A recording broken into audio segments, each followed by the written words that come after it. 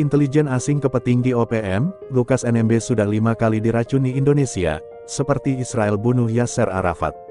Port Moresby, West Papua News Org, upaya kelompok tertentu menggunakan instrumen negara untuk membunuh Gubernur Papua Lukas NMB ternyata telah terdeteksi oleh pihak intelijen sebuah negara adidaya.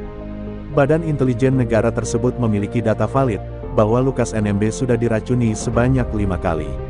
Kepada seorang petinggi organisasi Papua Merdeka OPM di Papua New Guinea, pihak intelijen negara paling berkuasa atas Indonesia itu mengatakan, pihak Indonesia meracuni Lukas NMB menggunakan zat kimia polonium. Zat kimia polonium diketahui pernah digunakan oleh pihak Israel untuk membunuh pemimpin Palestina, Yasser Arafat. Coba rakyat Papua lihat video hari-hari terakhir Yasser Arafat dan bandingkan dengan video Lukas NMB saat sakit, kata mereka. Pihak intelijen asing ini mengatakan, racun polonium yang bersarang dalam tubuh Lukas NMB diberikan dalam dosis rendah, sehingga tidak langsung menyebabkan kematian. Tetapi secara perlahan merusak organ-organ vital, sehingga kondisi kesehatan akan menurun dan hidup tergantung pada obat dan terapi, kata sumber ini. Menurut pihak intelijen asing, obat-obat dan terapi penawar racun polonium kini sudah mulai dikembangkan secara khusus di Singapura dan Ukraina. Beberapa dokter di sana punya kemampuan menawarkan racun polonium, tetapi biayanya cukup mahal, katanya.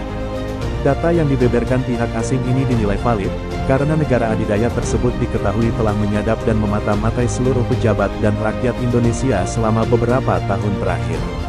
Diketahui, penyadapan terhadap Indonesia oleh negara adidaya tersebut, dilakukan sebagai bagian dari operasi intelijen untuk menguasai politik dan ekonomi Indonesia melalui jebakan hutang. Membaca, kriminalisasi Lukas NMB saat ini oleh 6 jenderal polisi menggunakan motif penegakan hukum pemberantasan korupsi dapat dilihat sebagai kejahatan satu paket dengan operasi pemberian racun. Lukas NMB juga diketahui telah dilarang bepergian ke luar negeri dengan alasan kasus hukum, tetapi motif sebenarnya adalah membatasi dirinya mendapat pengobatan dari para dokter Singapura atau Ukraina. Intelijen asing ke petinggi OPM, Lukas NMB sudah 5 kali diracuni Indonesia, seperti Israel bunuh Yasser Arafat. Port Moresby, West Papua News Org, upaya kelompok tertentu menggunakan instrumen negara untuk membunuh Gubernur Papua Lukas NMB ternyata telah terdeteksi oleh pihak intelijen sebuah negara adidaya. Badan intelijen negara tersebut memiliki data valid, bahwa Lukas NMB sudah diracuni sebanyak 5 kali.